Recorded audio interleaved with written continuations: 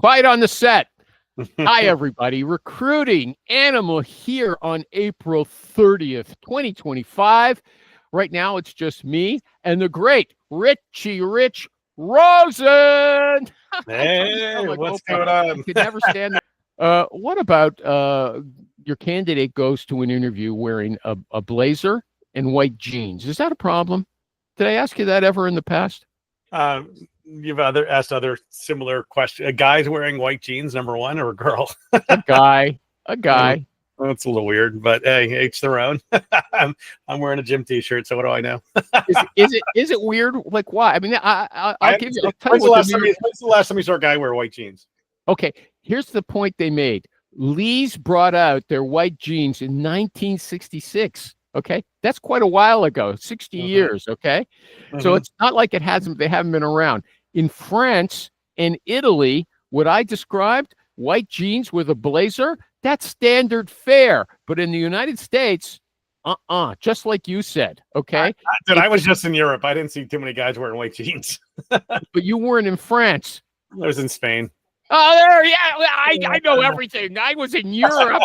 I was in one corner of the continent, but I've been to Paris, so I know what's going on. The New York Times said that there's two problems. Either white pants are associated with rich people going boating, or that they just seem kind of too pretentious, like a fashion statement. Is that what your problem? No, I wouldn't really worry about it personally at all. That's what they wore. Listen, you can wear a lot worse. Okay. Let me turn tables on you. What if your crazy hiring manager client came back and said, Rich, this guy came in wearing white jeans. I've never seen it in my career. What would you say? If the client was wearing it? No, the client complained that's what the candidate was wearing. I would say the same thing. I'm like, who cares? Was it like, we're talking skinny jeans where you can, tell when he was born, or are we talking, baggy jeans? Or, I mean, are they really that bad? I mean, is that really the worst thing for a candidate to do? Okay. Would you go back to the person's resume and say, look what this person has accomplished? Okay. Are you going to knock him out for something that's irrelevant? Because I know that your clients have done that. They have. I had a guy, he had a wrinkled shirt after coming by on a plane, or wrinkled pants or something stupid like that. Yeah. No, I just had an offer a second ago. There was $87,000 below the guy's current base salary. I was like, tell us about that. That's, you know what? People always say, no, my clients never lowball anybody. Tell us that story. Yeah. And the best part was the internal is like, well, it really was going to be a 280 base, 280 on target. And I'm like, so we maxed it out at 300. I'm like, you guys want premium players. I'm like, and she's like, wait, but this is a zone 2 company, a zone 2 territory. I'm like, what are we in the 1980s where people care about location and comp now for sales guys? I mean, like, I had a company tell me someone's in a cheaper cost of living area, so they're going to give them less money in a decade, probably. That's probably common. I've read that's common. It's not common. It's not common for early stage companies, pre-IPO companies. Okay, well, hold on a second. If there was such a mismatch, $85,000, why did you present this candidate? What was the intake session like? Well, because in the past I've had this company overpay for the right people, and I had the candidate already closed at $37,000 below his current base. So I'm thinking I did pretty damn good, quite frankly. And they're like, no, that's only for this type of role, not for this role. And I'm like, no one's ever taken the job for that comp with the demands you have. How did you get the candidate to drop $40,000 to begin with? Was there this company must have been very attractive? It is. It's great. It's a great opportunity. Great people. And it's a great long play. It's a mid-stage company, so they still have to go IPO. They're getting close to that. There's a lot of positives, but to get a guy to take a drop in pay for a company he's been at for a number of years and leave, he'll leave probably a potential $30,000 commission on the table, I thought was pretty fucking amazing, to be honest with you. So, and the guy, the Canada's gung ho. He was ready to go.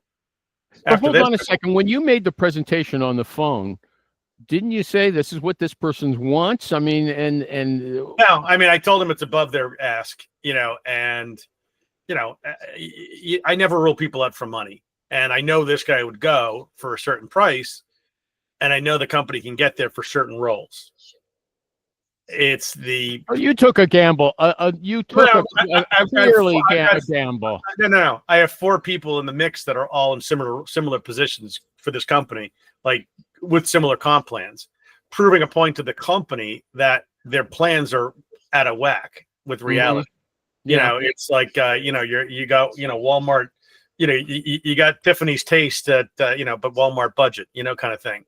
It doesn't work. And when you're trying to hire the best of the best, and literally this company is extremely particular. Like, they just passed on a candidate of mine a minute ago who I had placed, and she's a rock star. I mean, this is a person who is rookie of the year. LYM Equity. This is a lady that they passed on there, was top rep her first year at the company I put her at, rookie of the year. The company had some tech issues, so she left because she couldn't get her stuff installed. Went to the next company for 2 years, 800K W-2s at a bigger company, and they changed the comp plan, cut her commission by like 70%, and went to another company, and the company's just a dumpster fire. She still is a top 10 rep in the company, and it's a big company. The hiring manager's like, oh, that's too jumpy, and she doesn't know our differentiators on her second interview. Our differentiators? What does that mean? What sets the company apart? Yeah, and it's a unique company, and even the people there don't have a great handle on the pitch. Because do you know what the differentiators are? Because you didn't tell her. I did. I gave her some. I didn't give her all the answers to this because you want to do a little homework, but I did a great job briefing her, to be honest with you. The biggest problem for them is the moves. They're one of their leaders just cannot get over job hops. And in the tech space, if you want people that can prospect and hunt, then chances are they've been at younger companies, because that's where you're going to have movement, but that's also where you have to do a lot more pipeline generation, selling them the company. Okay. So it's a clusterfuck, to be honest with you. But it's just so particular. It's asinine when they're literally having a meeting as a company today, trying to address their issue for hiring account executives. And so you've got 4 people. You've got 4 people who are not they're a good fit, but they're not the right salary range, and you haven't cleared that with the company yet. The people, the candidates know it. I got them all set to take an offer that I know this company can give. The problem is the internal recruiter is a box checker. It's very nice. She's very sweet. She's trying, but doesn't understand how to get her own company to push. So then I got to go above her and to the CRO to make it happen. So that's kind of where we're at now, but they're so far off. It doesn't make a difference. Listen, how would you do that? Would you say, look, Janie, okay, I like dealing with you, but you're missing the point on certain things. I'm going to tell you, as somebody with a lot of experience, what the key issues are here, and lay it out for her nice and simple, and then send her a follow-up email with your notes. Okay. Are you going to do that? Do you do that? I've already done it with the CRO.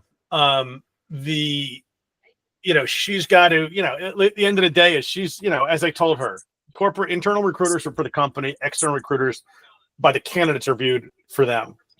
Not necessarily true, but it's how it's viewed by the candidates. So she's like, well, the candidate told me he would take this comp. I'm like, no, he didn't. He said we could discuss it later. I understand. That's a big difference than we can take a $87,000 pay cut, Tommy. It's Jesus. Yeah. We can talk about it later. Means I'll take this comp. Yep, that sounds like internal. Yeah, I'm like, I was telling him, I thought I did a good job getting this guy to take a $30,000+ pay cut, and be okay with it. And now So anyhow, I can tell, Rich, you're hurting, but it's just literally it's very raw. Yeah, but you don't want to admit that you walked into this no, knowing that might happen. No one walked into anything. The candidate knew exactly what the score was, and other people at the company. And you knew too. You're right. But you know what? You would think a company that's worth hundreds of millions of dollars wouldn't be so stupid to cut their nose off to spite the face. I mean, what's an extra? What initially I was told it would be an extra. They had to come up a bit. These guys had to come down a bit. It's all sorts of love to make in the middle. Okay, let me just you do not rule. Hang on, you do not rule people out just for money. When everyone knows, when everyone knows, and as I said, with this company, in the past, I got them to give someone an offer at 190, let alone a 380 package, way above market. Okay, when you see here, you're moving from I would say just a recruiter, headhunter role to a consulting role. Okay, you're telling them, look, this is the kind of person you should be willing to move on with regards to money. It's worth it for you. Okay, so do you tell them, like I said a minute ago, I'm Richie Rich Rosen. I've been in the business for 30 years or 25 years, whatever. You should listen to me, okay? Because I'm going to tell you what things. Don't say it like that. I mean, I wrote in a very nice bulleted, 6 bullet point note that stated, here are the people you like. They're out of your price range. Here's the people you didn't like. They're in your price range.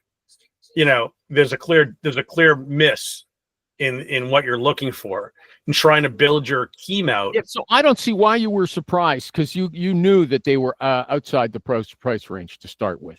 Well, there's surprised, and then there's annoyed because it's not dead, but it's being handled. Okay, now I understand that you're annoyed because they're foolish, but not totally surprised. Guys can see. No, I'm not surprised. Okay. I mean, the candidate's very well aware of what was going on. I mean, yeah.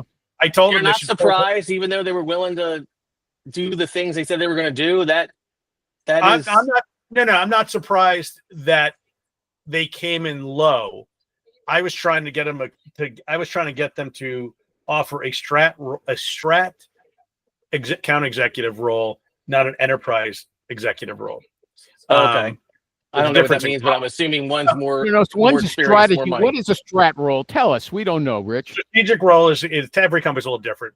It's usually just bigger. You're going after bigger opportunities. Is the only different. And the other one was an account executive who does work with existing clients. Other one is more enterprise, which is more, again, depends on the company. Some it's like, it could be based on employee size. Some it could be based on client revenue size. It could be, we've got 5,000, employees, or it could be we've got, 5 billion and above in revenue. Was Tommy playing like the hokey pokey? He's trying to make us dizzy. Okay. Really? I know. Okay, Rich, this is what you said. Okay. You said, beware of representing bad companies. Okay. It's not a bad company, though. It's about to go public. The people at it are fantastic. They're lowballing the guy $80,000. No, no. That company. No, again, don't twist and turn everything. Where this guy's comp is at now, they didn't know what the comp was at the time, because, again, this is the problem with internal recruiters. They ask the questions. They don't really want to ask the right questions, and then they want to dig their heels into the company's, company line of, this is what we're budgeted for. They don't have the ability. Well, she's like that pretty blonde girl who's doing the PR things for question periods for Trump, right? Whatever Trump says, there's a good reason for him to say that, right? That's her job. Personally, I like the lady. I like his Homeland Security secretary. She's much better. But that's not how we should talk on this show, okay? It's not a boys' club here.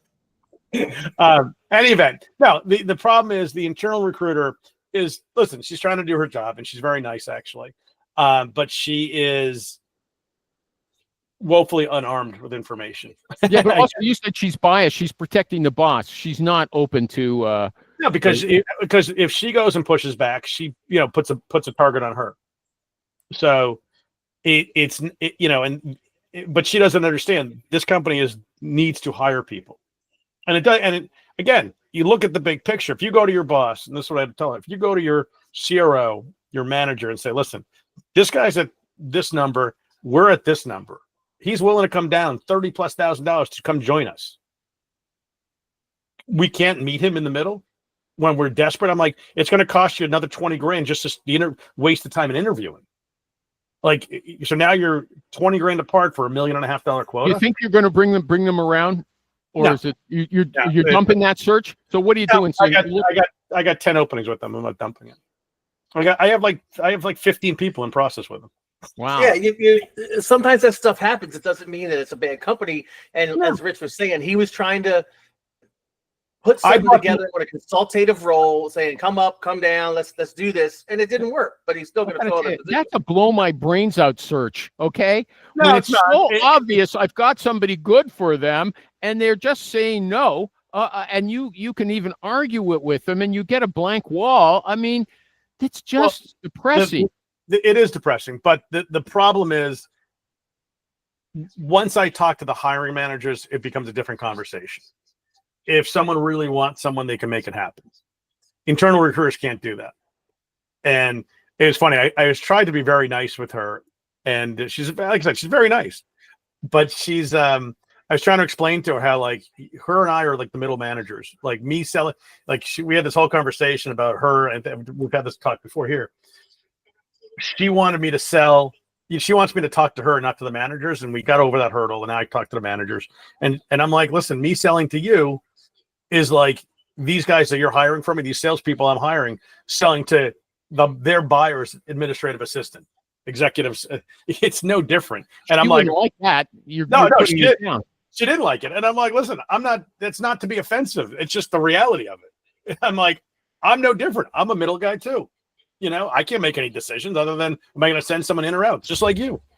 I mean, well, how did you eventually get her to let you take a no from a eventually person get you her can't say yes? So she understood, because I'm friends with her boss, who really, pushes me, and she's young. I mean, I've probably been doing this longer than she's been alive. So, she's needs to understand it's all in her best interest for me to help her get the people over the finish line, because she gets bonused on the hires. Not at what point did she say, "Okay, Rich, I'm going to let you call him directly"? Well, I already been, so she knew it wasn't going to really stop me. So, but in that conversation, we got along well. I mean, it wasn't. How can you still get along with her well if you're going against what she wants? I don't understand. Because you're doing it for her better interests. All right, it's like a parent. You could be a parent who just says, okay, listen, Johnny, go play with your fireworks and blow your hands off. It's okay as long as you're safe. Or you just say, listen, don't fucking do it. The kid's gonna get mad, and you're gonna. She's not your kid, okay? It doesn't matter. You are twisting and missing the point. No, I'm not. Tom or Dave. Someone come to his rescue. Wait a second. Here she's saying, Rich, you're calling my boss directly. You're supposed to be working with me. And he says, look, Janie, okay, it's going to work better the other way. Animal, this is word for word I told her. I'm like, listen, I am commission only. It's not worth my time to work on things where I can't talk to the people that make the decision. That's it. But you weren't willing to walk away because you got a lot of other jobs with them. You weren't willing to walk away. They don't want me to walk away either. Trust me. They want me as much as I want to work with them. They probably want me more than I want to work with them. Okay. Tom, what do you think of what he said to her with that? I mean, that's just it. I mean, you can't. They don't value if they don't value our relationship. They don't understand how the process works. You cannot sell to them, right? You don't take a no from a person who can't say yes. She doesn't hire anyone. She does not hire anyone. That wasn't the point. Okay. So yeah, you tell them, no, I'm not going to work this way. Rick was saying, look, there's a candidate, us go to your sales guys trying to sell there's to you, and your boss. It's too many people. Chinese whispers or whatever it's called. Okay, broken telephone. Dave, do you want to get in on that?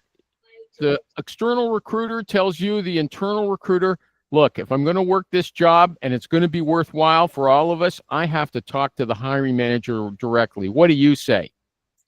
Bro, I'm going to answer from both perspectives. When I was agency, if you can get to the hiring manager and talk directly to the source, you're going to be able to do your job that much better. As an internal recruiter, I mean, there's no reason, if they're a recruiting partner in the process, you are a novice fool if you don't allow them to be part of the meetings and conversations, right?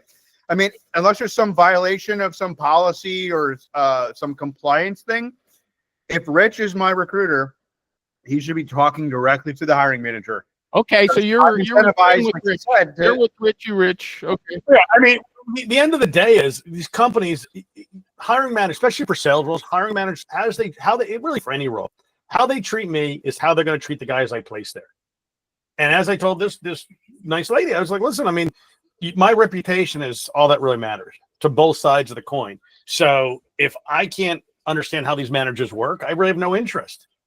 It's not against you, it's not against them, but it's in their best interest to want to talk to me. What if she said, Rich, I don't understand what you're going to get from them that you can't get from me? Can you tell her what? She did, because she has not worked with a lot of external recruiters, to her credit. Her boss has, who's the head of TA. As I told her, listen, hearing things first and second hand are majorly different. Handling how he says no to someone to you, he just doesn't understand the insight. So what are you going to tell him? It's a better question is really, as what I said to her, is what are you going to tell him that I can't? You're going to have my notes. I have conversation beyond the notes. So when someone looks at a candidate, I can tell them the deeper detail, why they moved, what's really happening. You don't ask me any questions on the candidate. So I'm going to give you 3 bullet points because I don't have time to write you, 6-page letter about the guy. And that's how you're going to make a decision. Okay, so then now it took me a half an hour to get down to this nitty gritty, everybody. It's, I'm not the best interviewer. It took me so long to wear the guy down. Okay. Thank you, Rich. There you go. I'm here for it. And Janie, but Janie, you got her, you still kept her as your friend. Yeah. And that's amazing. Listen, everyone wants to win. I mean, like this girl's she's nice. She's learning, she's young, and she's a good corporate employee. No, the internal recruiters their reputation is it's you versus me. If I let you do my job, it's making me look bad. Okay. Yeah, originally, that's what it was, and and we can't have that. That's a relationship you cannot have. No, if that was the real relationship today, I would drop off the search. There's no point. But all 14? Yeah, there was no point. I mean, you're just fighting a battle. You already got a very tight window what they're looking for.